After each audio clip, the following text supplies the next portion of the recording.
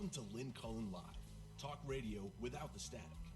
Email your questions and comments to lynn@pghcitypaper.com. And now your host, Lynn Cullen. Hey there. Hi. Welcome to the program. It is July 30th, which means that tomorrow is my sister's birthday, and she joins us now from Chicago. Hi, Suze. Hi, feeling aged and decrepit. Yeah, right. No, but you're not. Well, happy birthday. A little early. Well, thank you. Okay, that was not a sigh. That was a groan. I'm trying so hard not to start the show with a sigh, but it's hard. It just, it just comes. It comes. Well, I mean, do we have to go right into it? We could talk about the, another woman that none of us know who did things that nobody knew because men took credit for it. Okay, who are you talking about? I'm talking about a woman named Cecilia Payne. Cecilia Payne. Payne, P-A-Y-N-E. Anybody know who she is? No. What'd she do? Well, she's the woman that discovered the composition of our universe. The textbooks simply say that the most abundant atom in the universe is hydrogen, and no one ever wonders how we know. And we know because Cecilia Payne figured it out. And then she made this discovery. She was told by this man, Henry Norris Russell, a fellow astronomer, who is usually given credit for discovering that the sun's composition is different from the Earth's, but he came to his conclusions 4 years later than Payne after telling her not to publish. And when was all this? Are these guys long dead? Since her death in 1979, so she was doing this work, probably in the 40s and the 50s. She's the reason we know basically everything about variable stars whose brightness, as seen from Earth, fluctuate. Literally every other study on variable stars is based on her work. She was the first woman to be promoted to full professor from within Harvard and is also often credited with breaking the glass ceiling for women in the Harvard Science Department and in astronomy, as well as inspiring entire generations of women to take up science. But nobody knew about her. Well, she started at Cambridge. Yeah, there's so many of these women lost to his story. Stop and think about that. His story. His story. Yeah. Right. Lost to his story. And that is true, obviously, of non-white folks as well. Well, of course, but we were all the property of men, so whatever we did, they owned anyway. So, Susan, you're going to start the show off with this... With the patriarchy stuff? No. Well, I actually have something on that to talk about. This is a story that I've mentioned before because every time I've seen something about it, I've been so stunned. I mean, the first time I read about it must have been years ago, and it was about a woman in Indonesia who was a bookkeeper at a high school there. And there was a new principal, and he just from day one began harassing her sexually. Unbelievably lewd comments, blah, blah, blah. He would call her home and ask that she perform certain sex acts. She was married and the mother of two. And so she finally, the first time I read this, she recorded one of his phone calls so that she could prove that what he was doing to her. she was arrested. Yeah. She was charged, listen to this, with distributing obscene material, namely what her boss was saying to her on the phone. So the minute she recorded it and then said to somebody, here is what he's doing to me, she was charged with a crime. He was never charged with a crime.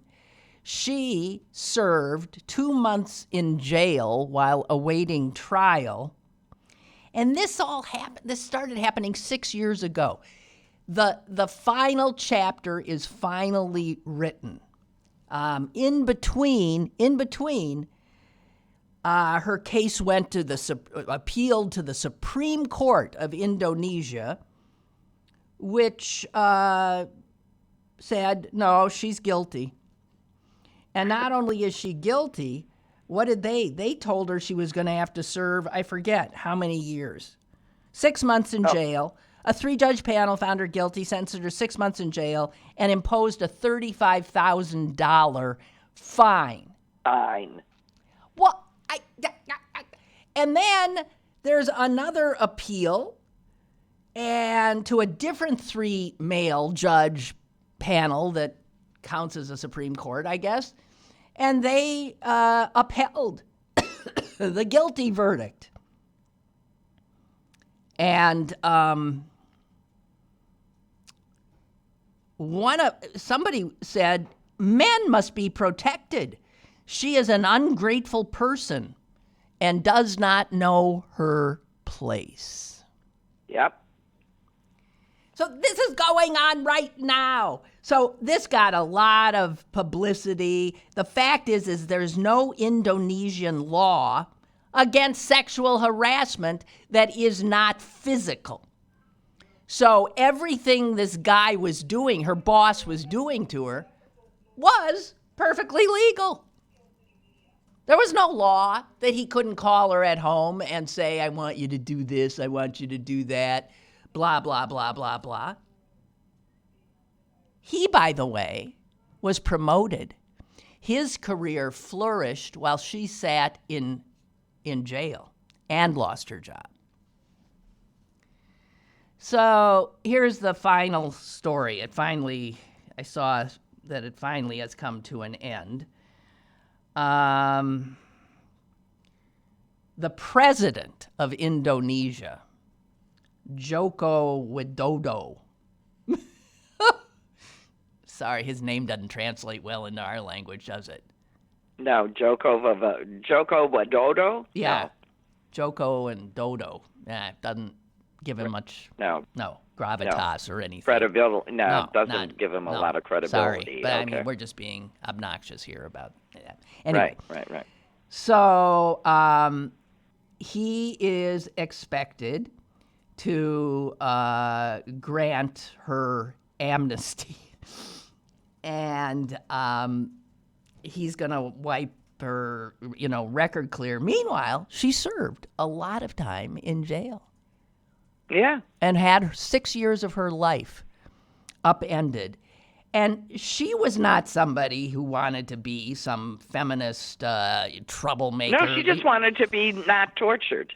Yeah. And as I said, the guy never charged with a thing. So she has said she's grateful for the support she's received, and she's certainly become a feminist. She says, if we stay silent, the men who commit these acts will feel they are above us. We have to be brave. You bet. So that is a woman's lot. I have one more. I didn't know you were going to start on this, woman thing. So I just have one more that I'm going to toss into the hopper here. Did you happen to see, Susan? It was appalling. Maybe a few days ago, maybe last week, Trump met or had a photo op with a bunch of people from around the world, many of whom were not white, who had suffered all kinds of calamity because of war. You know, they'd been tortured, they'd been this, they'd been that, blah, blah, blah, blah. And for some reason, I'm not sure what the photo op was, there he was sitting at his desk. And behind him, you know, and over to, you know, all around him are these people. And one woman who was standing right next to him started to speak to him. And she began to tell him her story. And turns out, and I didn't know it as I was watching this video, she won the Nobel Peace Prize last year. She is a Yazidi woman who lived, I would imagine, in Iraq, and ISIS came calling and killed her mother, slaughtered her 6 brothers, took her captive as a sex slave. All this happened in 2014. This amazing woman, her name is Nadia Murad, and she has somehow she survives, and not only survives, but goes on to start this campaign to end sexual violence against women as part of warfare, right? As a war tactic, right. Which has been going on, of course, forever. Yeah. She now lives in Germany. She can't return to her home. And she's sitting there telling Trump, I cannot go back. I can't. My family is gone. And as she's telling this story, which is like unbelievable, he doesn't even look at her. He's in that hunched over sort of every once in a while he turns and sort of like gives her some kind of a blank stare. Actually, Roger Cohen wrote a piece in the New York Times about it because he was as appalled as I. He saw it too. And he says, allow me to render the scene in the present tense. Trump sits there at his desk, an uncomprehending, unsympathetic, uninterested cardboard dummy. He looks straight ahead much of the time, not at her, his chin jutting in his best effort at a Mussolini pose. He cannot heave his bulk from the chair for this brave young woman. He cannot look at her. Every now and again, in a disdainful manner, he swivels his head toward her and other survivors of persecution. And then this is the part that's unbelievable. And she says to Trump, they killed my mom, my 6 brothers. Trump finally speaks. He says, where are they now? Where are they now? She just said they killed my mom and my 6 brothers. Where are they now? Says Donald Trump.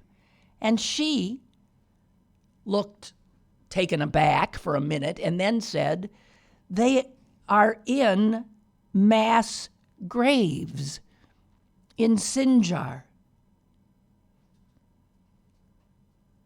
And then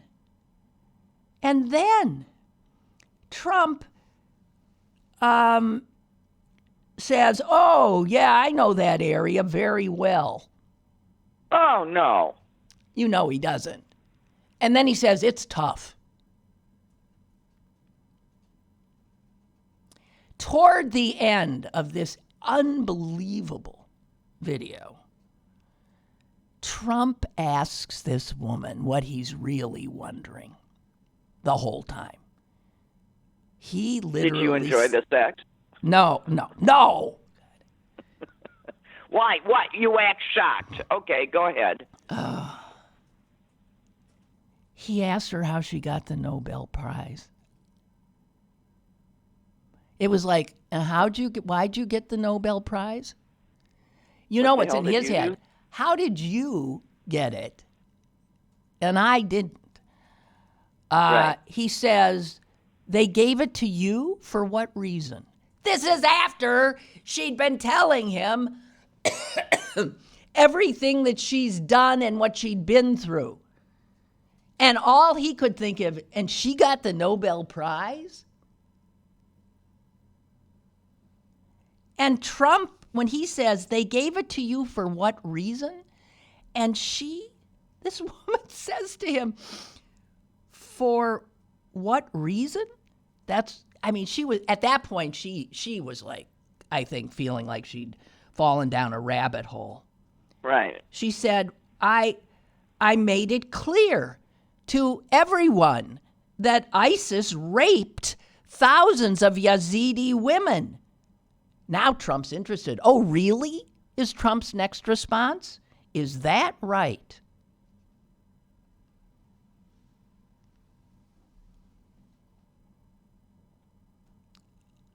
Is that not unbelievable? Yeah, I just have a bellyache. Because if you haven't seen that, look it up. Now his prurient interest is just, thus my comment. Yeah. Really? But she'd already told him all that. He wasn't even listening to any of it. Of course not. He was thinking about that shot on the 8th green. Yeah. And Roger Cohen says, I have watched that exchange several times. I could not. I saw it once, and I was... And Cohen says, it is scary. This man is inhuman. Something is missing. In his boundless self-absorption, he is capable of anything. A woman who was taken as a sex slave, that's gonna have any impact on him? I grabbed him by the pussy. He's just trying to figure out whether there's anything he could use there to, get himself closer. He's going, okay, I could have sex. Okay, so, those two things, I've sort of hung on to those two things for a few days because it's so women's lot is still, and a woman like me has very little, if anything, to complain about. But women are still enduring the most evil horror all over this world, this patriarchal world.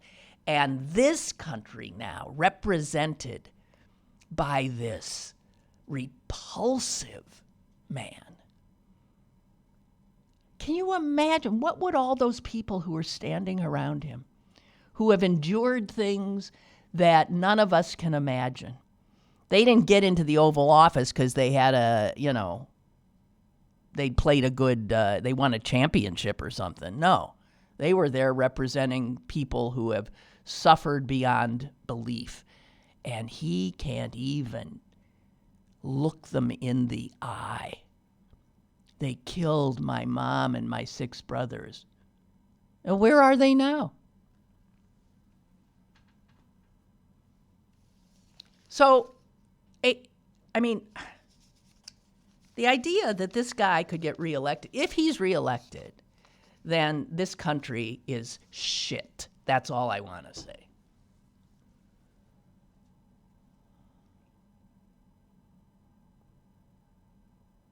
I'm sorry, Susan. It's okay.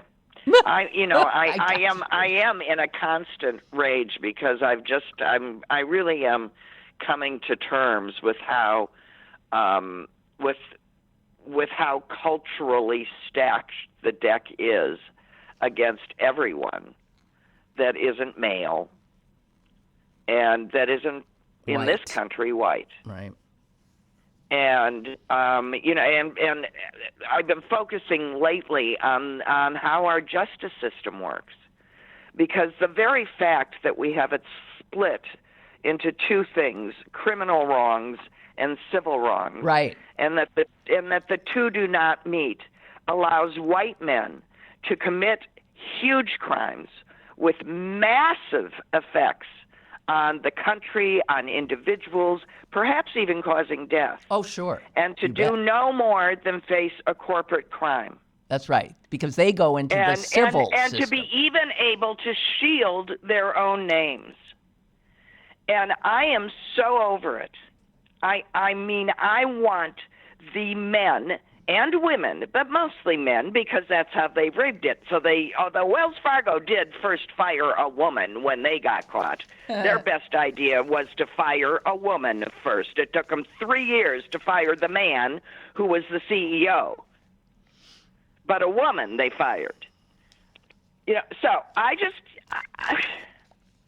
just think that we need to really take a good, hard look at why the person that kills one person might be executed, rightly or wrongly, by the way, and the person that causes millions to live in rat-infested holes, to die from their conditions, to refuse them affordable health care, to jack up the prices of their drugs so they die from a disease like diabetes. That guy pays a fine. Yep. Oh, excuse me. He doesn't pay a fine. No. His corporation pays a fine. And they pay it to the government that allowed them to commit these offenses anyway, and to whom they were paying off to get favorable legislation. So look at the money trail. The worst that happens to them is they pay the guys that let them do it in the first place, who let them continue to do it. That's right. Yes, and yes. I read about some guy who spent his career, doing hedge funds and all that. He did a lot of work for Facebook, GM, Google. He's a longtime lawyer for the insurance giant, American International Group, blah, blah, blah. And then he left. And he retired about a decade ago. And he just started looking at the world in a different way. And he's come up. He finally realized. Here's what he says. He says that the people he worked for, the corporate executives he worked for, he says, are legally obligated to act like sociopaths. And here's what he says. I mean, this is true. The corporate entity is obligated to care only about itself, right? And to define what is good as what makes it more money. Pretty close to a textbook case of antisocial personality disorder. And corporate persons are the most powerful people in our world. In other words, the whole system we have set up, this capitalist system and the corporate system, really is sociopathic. It's what you're talking about. Yes, and so now let's pretend that we're in the movie 2001 and Hal has taken over. Mm-hmm. We are not floating in space. We are not going to have our oxygen cut off. What we have to do is vote excuse me because I'm about to swear here, motherfuckers out. Yeah. And we need to start all over. We need to start all over, where the oligarchs don't get to write the laws that favor only them. And if they do, by small chance, go to prison, They got a mix. There's no such thing as higher class criminals and lower class criminals.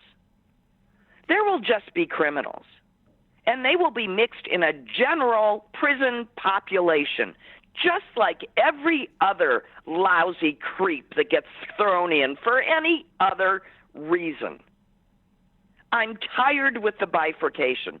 Every place you look, it is bifurcated and twisted so that white men, even if they pay, don't pay as hard.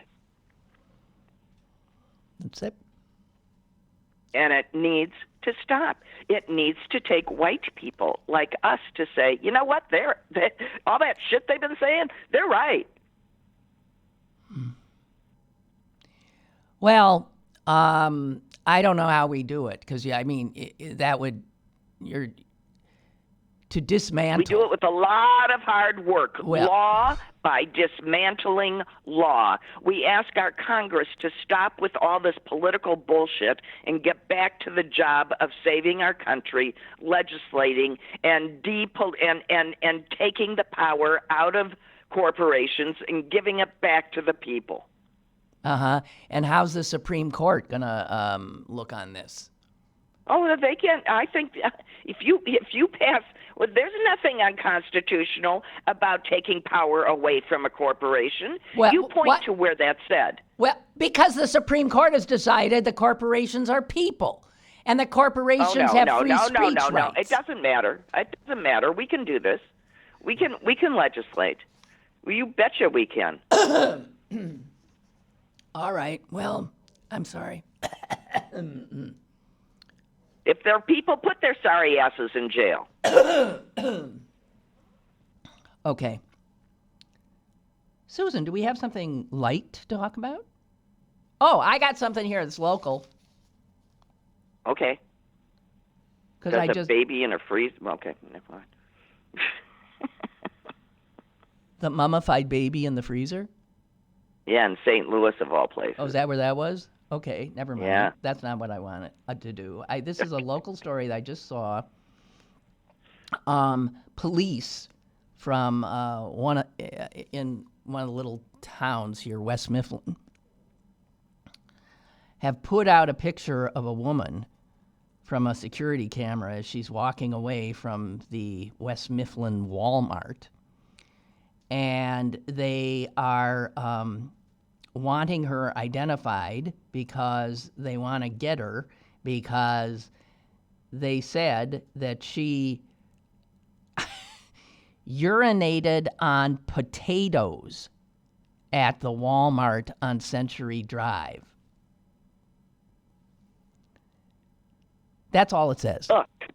Well, how? First of all, how do you urinate on potatoes in a... She hopped up on the table in which they were carefully mounted. Yeah. And either did or did not expose herself as she sat there and peed. That's how I imagine she did it.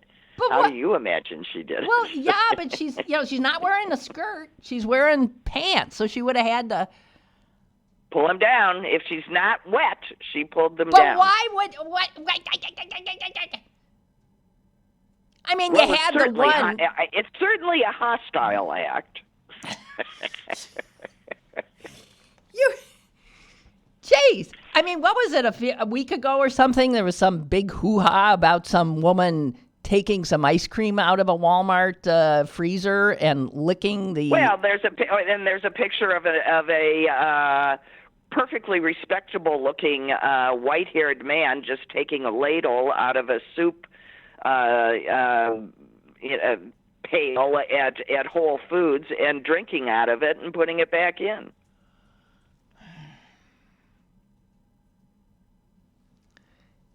So clearly that stuff, I don't know about peeing on a mound of potatoes, but that's not a sanitary way to get your soup. If you want to get your soup, get the stuff that they've packaged for you and put in a cold place and heat it up. Yeah. Anyway, Walmart says we're working with the West Mifflin Police Department to find this woman and have her prosecuted because you can't pee on potatoes at Walmart. We still have some standards. There was a mad runner defecator that was on the loose, too, and it turned out to be some woman that, would run and have to poop, and she'd just squat on people's front lawns. Well, what was she supposed to do? Stop running and try and contain yourself, and then find a place appropriate.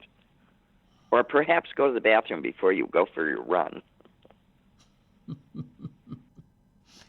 All right. Well, I can't beat a woman jumping on a pile of potatoes in West Mifflin and peeing on them at the Walmart. But just so you know, if you're heading over to the West Mifflin Walmart, you might want to avoid. Wash your potatoes. Yeah. Walmart insisted that they completely got rid of the potatoes and disinfected the area. Also, I agree with Roger here. Roger says, Susan's talking about revolution. Yeah. Uh-huh. Yeah, she is. Is he upset by that? No. I think you excited him. Oh, okay. He's hot to trot now. He wants to get out there and, yeah. Chuck writes, on the heels of Trump's racist attack on the 4 women, I'm not going to use the word squad because I know it's their term, but I can't stand it. On the heels of Trump's racist attacks on the 4 women, Elijah Cummings and Al Sharpton yesterday, Trump held a meeting, yes, with 20 African-American faith leaders, inner-city faith leaders. He has this group of 20, Uncle Tom and Aunt Thomasina's, who back him up when he needs them. And one of them is named Alveda King. And she is the niece of Martin Luther King. What a revolting human being she must be.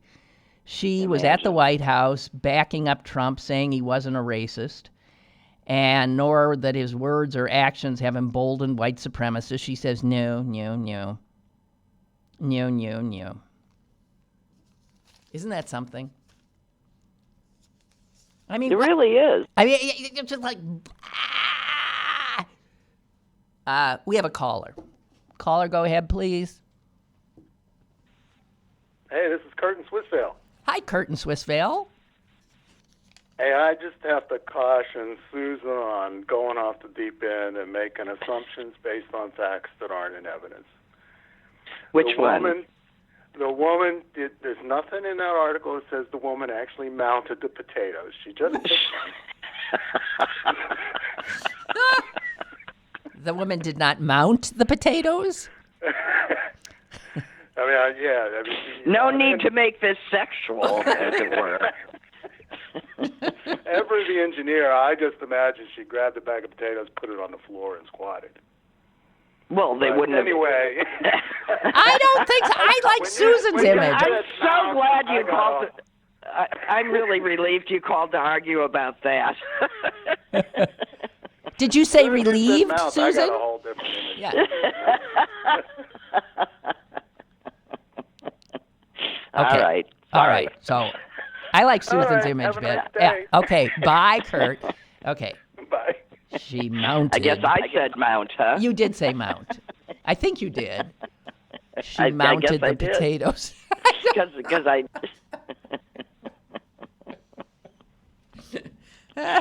Oh dear. Oh God. Although I would. Did you read David Brooks today about Rodin? He writes about a woman who wrote a book about Rodin.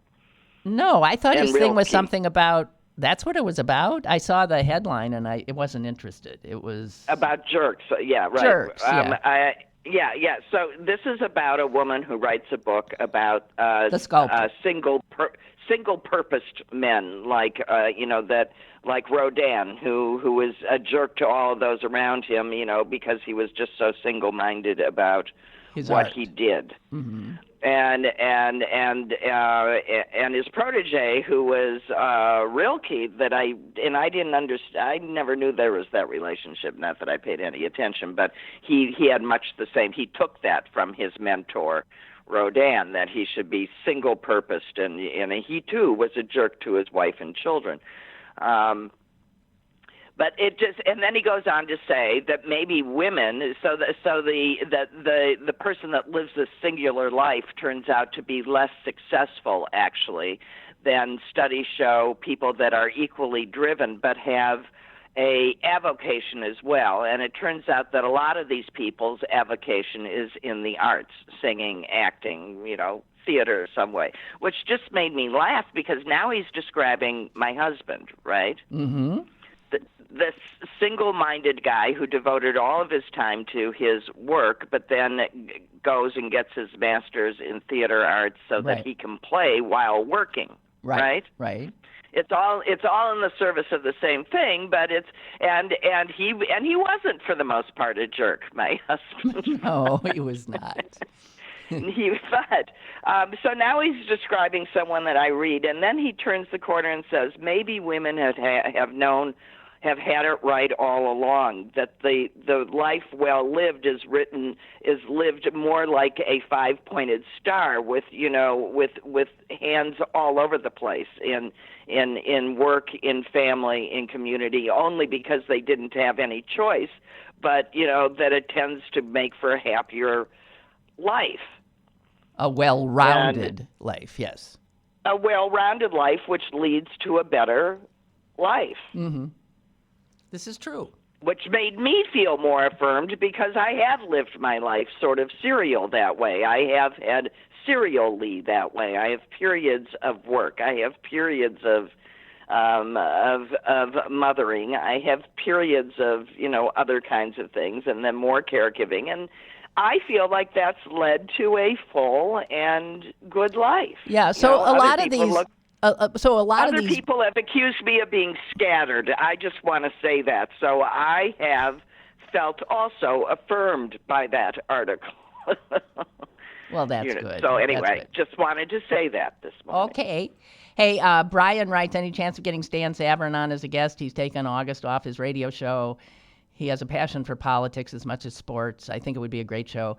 Brian, Stan and I are in negotiations now. He's definitely going to be on the show as soon as we can find a date that works for both of us. Susan, Stan Savran has been on television and radio here as long as I have. Actually, he was a year ahead of me when I got here.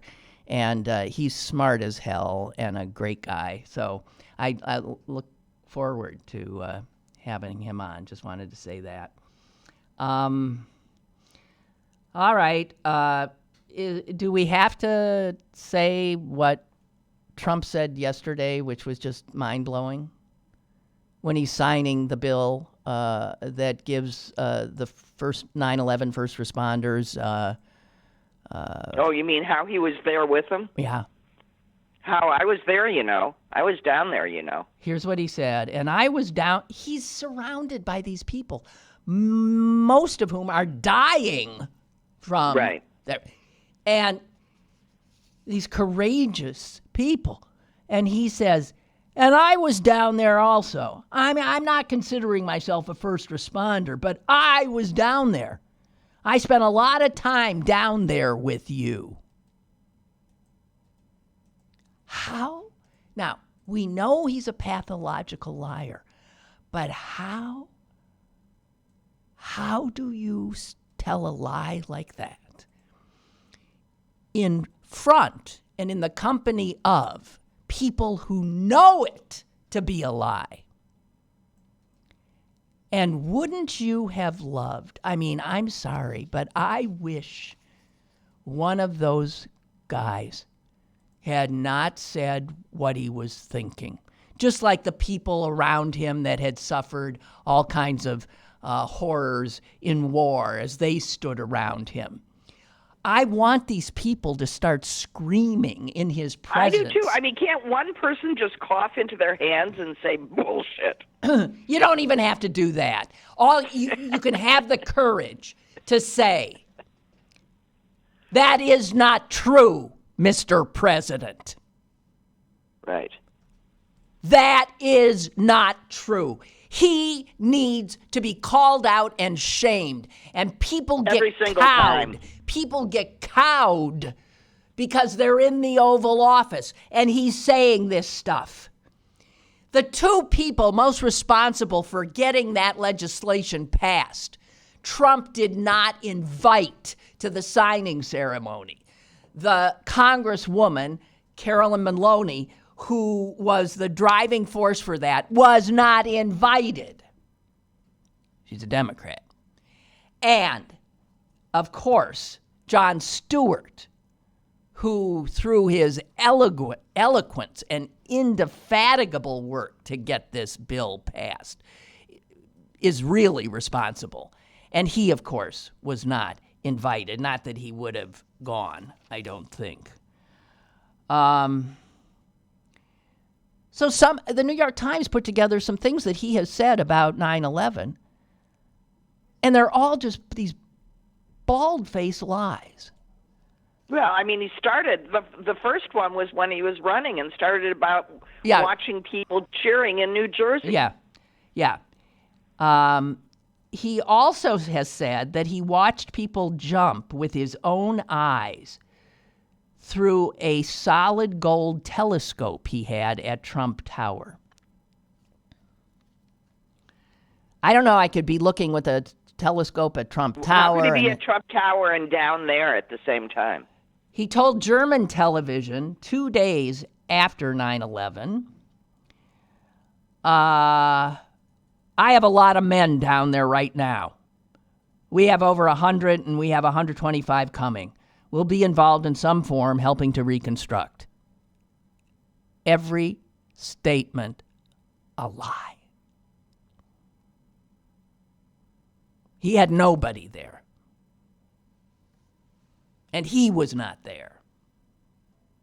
And in fact, the one thing he did say, and this is known, is he said to somebody that now he had owned the tallest building or something, right? Right.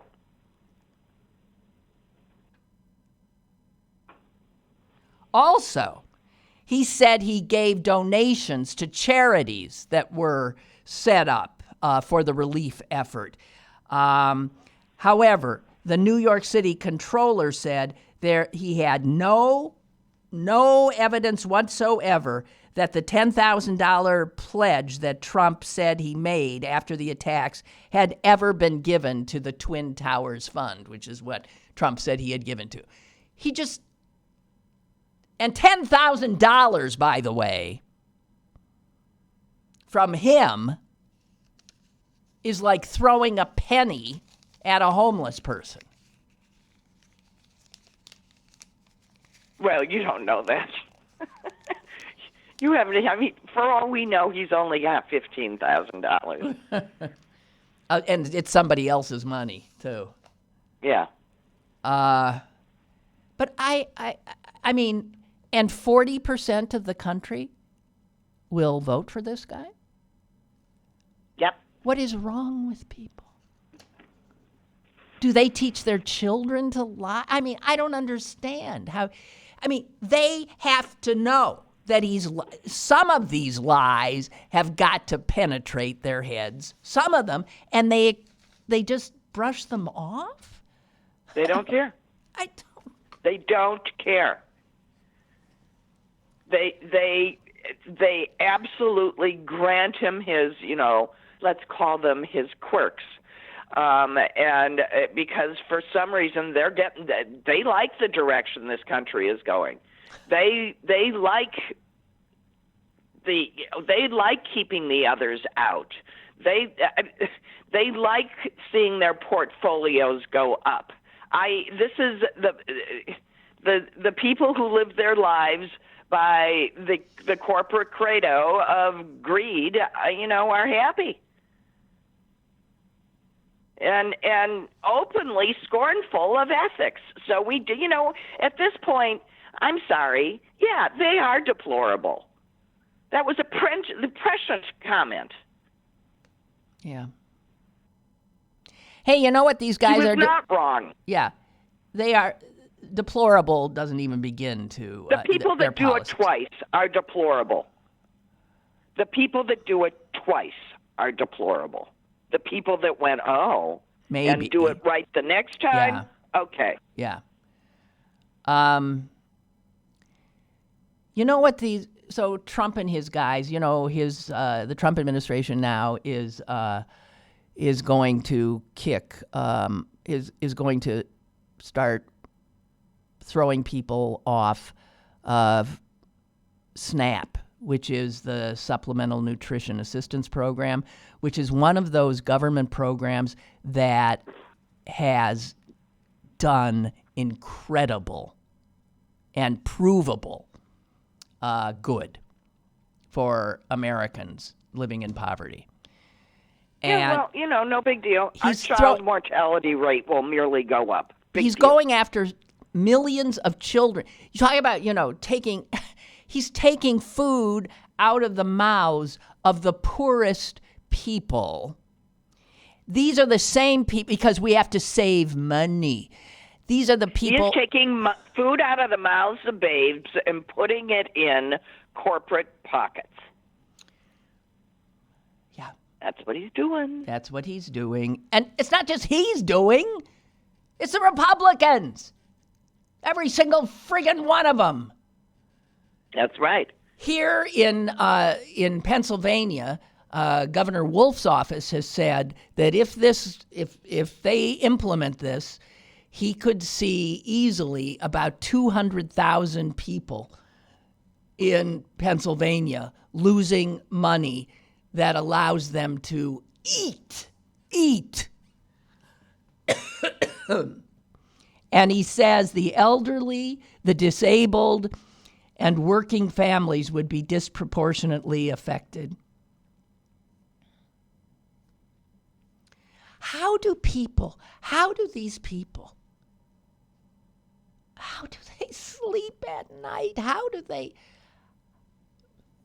It is just beyond belief. Pennsylvania state senator said, this is absolutely unconscionable and absolutely immoral. Yeah. Well, that's how they roll. So.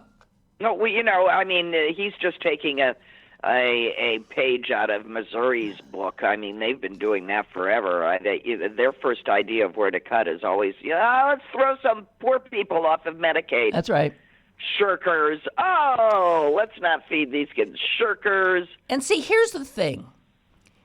We have been conditioned, Americans have, to believe when we hear the poor and people who benefit from food stamps or welfare, what do we see?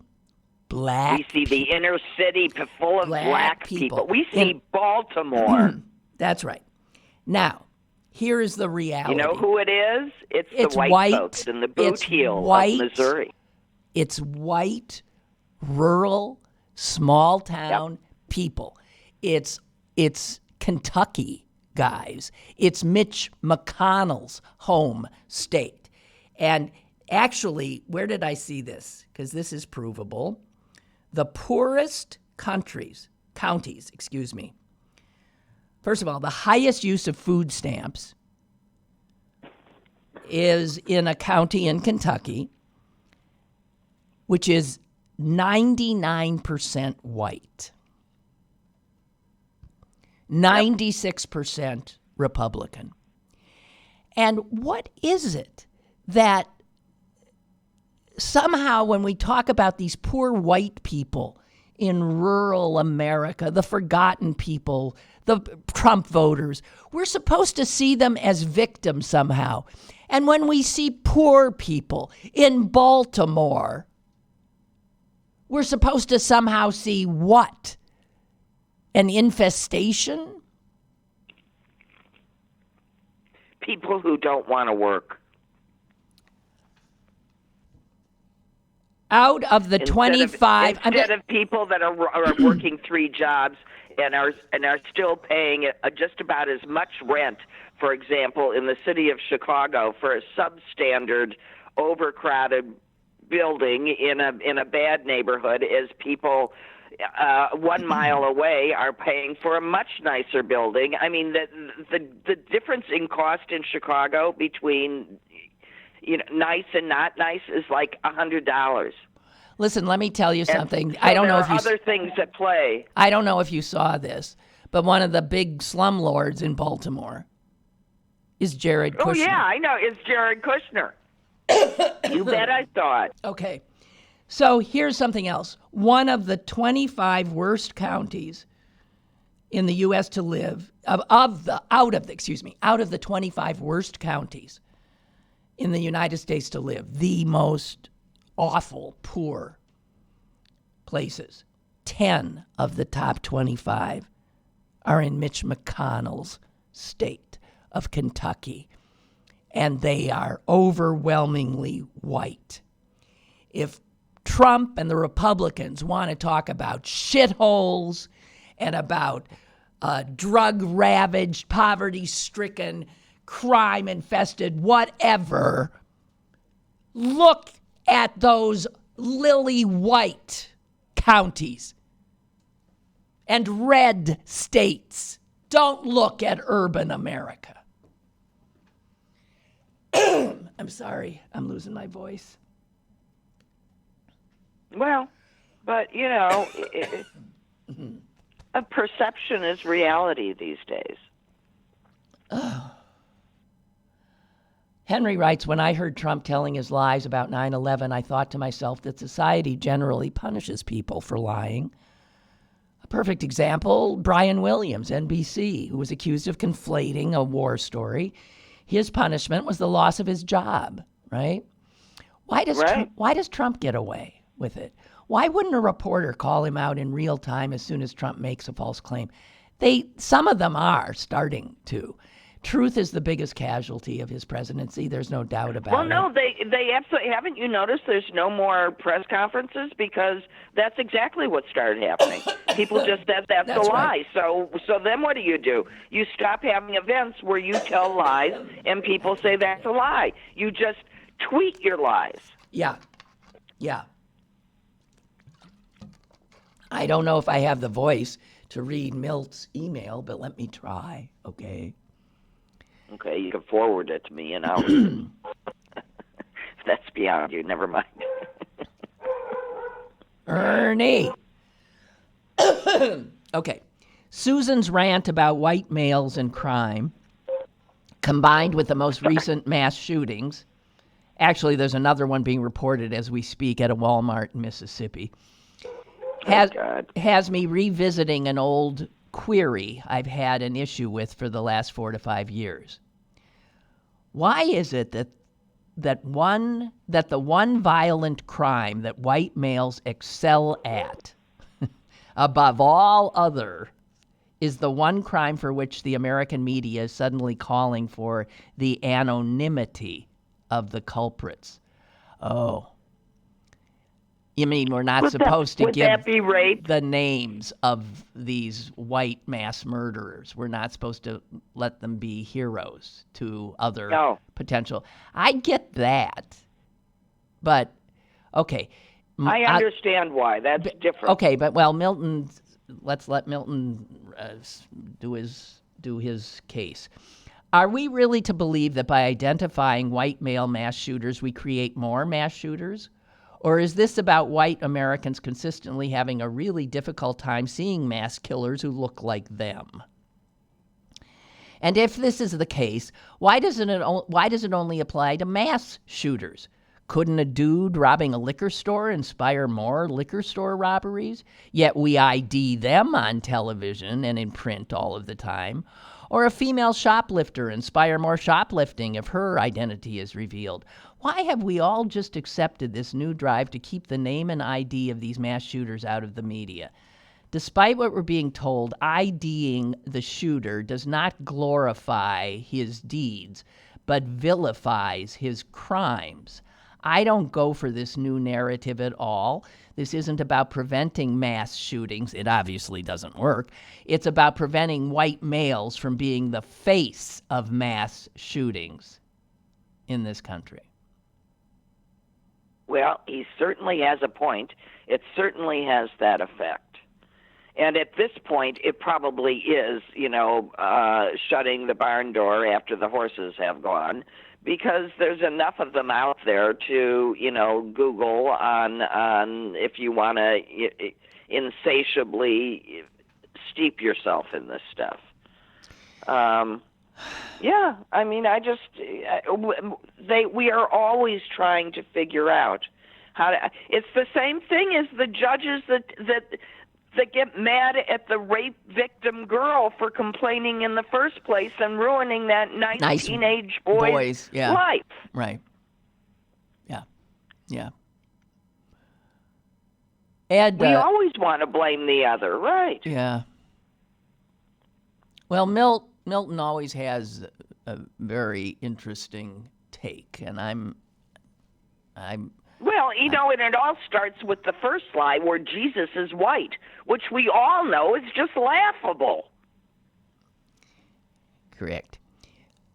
Here's a chilling statistic that Ed sent me. He sent it to me yesterday, so the number might be a little bit off here. He says a reporter mentioned that the shooting at Gilroy, the most recent one, that this is the 200... Well, apparently not. Yeah, this is the 210th day of the year, and there have been 240 mass shootings in our country. Because they are all collateral damage to the right of some idiots to hold machine guns. And don't call in and say, Susan doesn't know her guns. I'm talking about anything that with the pull of one trigger or with a bumper stock allows it to behave as if with the pull of one trigger, you can release 40 shots across, a room. Or if that's an exaggeration, 20, whatever it is. This is just nonsense. And to argue anything else is just stupid. And the day you're willing to put your kid and your grandkid in some sick white teenager's gun, I'll listen to you. Offer up your kids and grandkids. Yeah. Ugh. Well, there's certainly a lot to be very angry about. Did you speaking of anger, did you read about Trump's meeting with the CEOs of American and No. And United? No. And he was mad that Delta didn't show, and then there was a representative of the UAE's airline, and the CEOs, American CEOs, rightfully, I think, came in with the idea that this meeting was for Trump to be on their side to explain why the Emirates subsidizing their airlines gives them an unfair trade advantage and allows them to run routes at uncompetitive rates because no one can. Do it unless Trump does business with the Emirates. So. But Trump spends the whole thing pissed off that Delta didn't show up, and B on the wrong side until it devolved into this absolute screaming match. I mean, this is reported in the New York Times. This is what's happening in the meetings of our president. Or that I'm sure you've discussed the one where they ran his speech past someone in the United Arab Emirates for an okay before he gave it. I don't know how this is going to end, but I don't think at the rate we're moving now that we can make it even to the election. He's going to, I don't understand what is going to happen if he continues to sort of up the ante and in this way, and the Republicans continue to stay silent. I don't understand where we're going to end I up. don't understand how Mitch McConnell, with a straight face, cannot even bring the election bills to a vote and scream McCarthyism when he's pressed. I mean, I feel like I'm in I'm like in a weird remake of Alien, and the whole Congress is really not human anymore. Yeah, right. Well, I know. It's like, I know. We all know. We know. And Susan, our time is up. Did I scream my way through another hour? Yeah. Your blood pressure is elevated. I've had to. Do you know I've had to double my blood pressure medication? No. Speaking of, I have.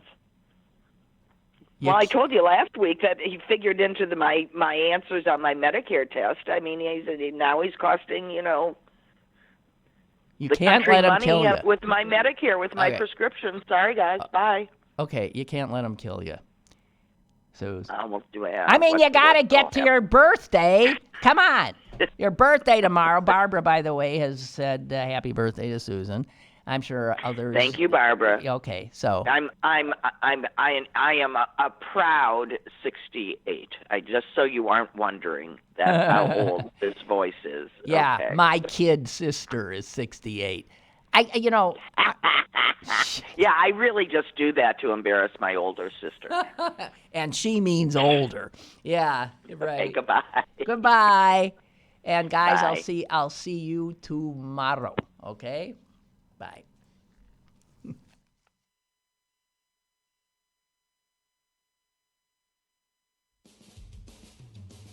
Lynn Cullen Live, Monday through Friday from 10 a.m. to 11 a.m. and archived at pghcitypaper.com. The opinions expressed on Lynn Cullen Live are those of the host and do not necessarily reflect the viewpoints of Pittsburgh City Paper or its advertisers.